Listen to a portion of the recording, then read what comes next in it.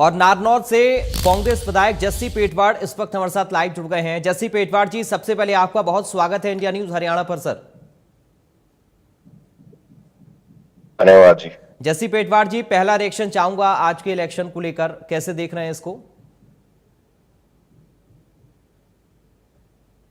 देखिए, पहले तो मैं मेरे हरियाणा प्रदेश के कहूँ कि मतदान जो है तरीके से करें, तनावपूर्ण माहौल ना बने कहीं भी, और चाहे किसी भी पार्टी का कार्यकर्ता वो बड़े संयमित तरीके से, बड़े प्यार भरे माहौल के अंदर वोटिंग करे, क्योंकि जी चुनाव तो 5 बजे खत्म हो जाएगा, भाईचारा हमेशा बना रहेगा। बिल्कुल। लेकिन जिस तरीके की खबरें हम सारा दिन से सुन रहे हैं, सुबह से उकलाड़ा में जैसे भारतीय जनता पार्टी के जो कैंडिडेट हैं वो फर्जी वोटिंग करवा रहे हैं महिलाओं के जरिए, और बहुत सारी जगह ऐसी आ रही हैं जहां फर्जी वोटिंग का प्रयास सरकार कर रही है।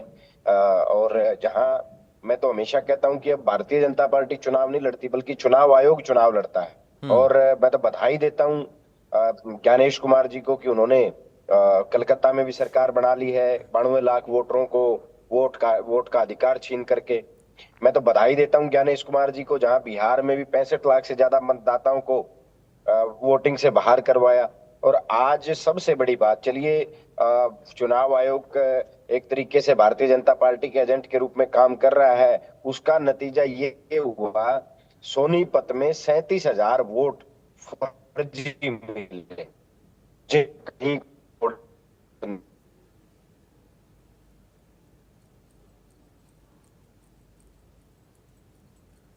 सभा का चुनाव हो, चुनाव आयोग पूरी तरीके से तैयारी कर चुका है बीजेपी के प्रत्याशी को नीचे से लेकर के ऊपर तक जिताने की। क्योंकि जब अंबाला में मिले हैं और उसकी शिकायत चुनाव आयोग से कांग्रेस पार्टी ने की,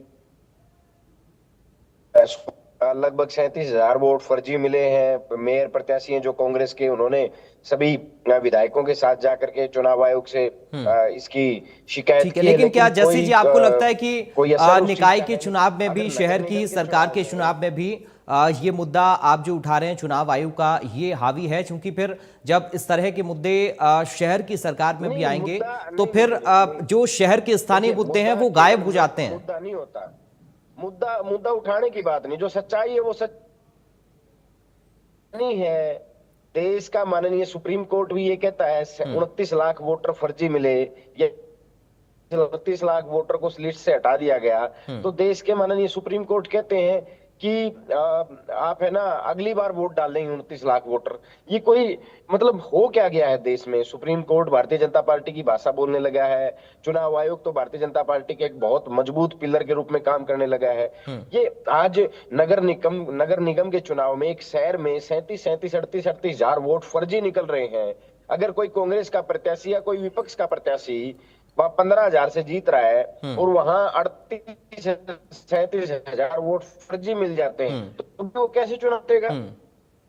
लेकिन फिर जस्सी जी फिर तो हर चुनाव में यही मुद्दा होगा, अब विश्वसनीयता, पारदर्शिता फिर कैसे स्थापित हो पाएगी? इसका कोई ऑल्टरनेटिव क्या कांग्रेस पार्टी ने ढूंढा है? क्योंकि हर बार आप लोग आरोप भी लगाते हैं और फिर चुनाव में भी आते हैं, तो इसका कोई ऑल्टर आप लोगों ने ढूंढा है क्या?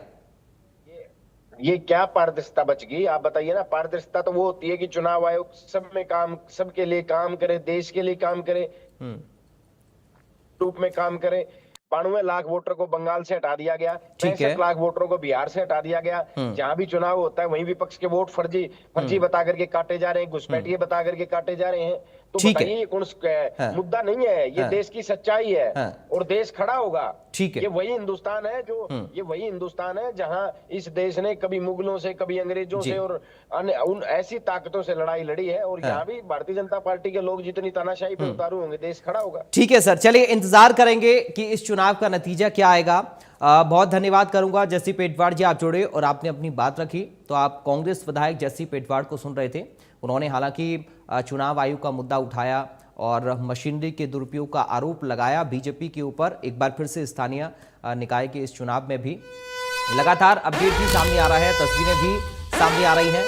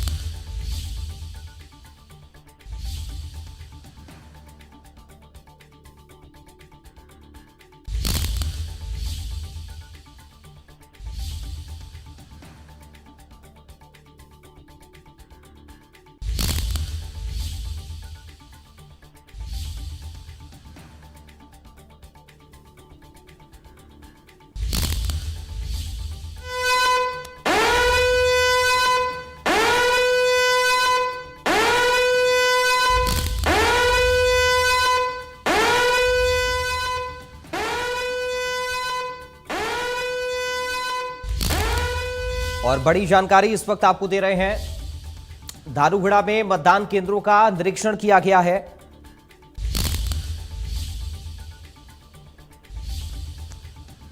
एसपी हेमंत मीणा ने निरीक्षण किया है मतदान केंद्रों का धारूगढ़ा में। डीसी अभिषेक मीणा ने निरीक्षण किया है।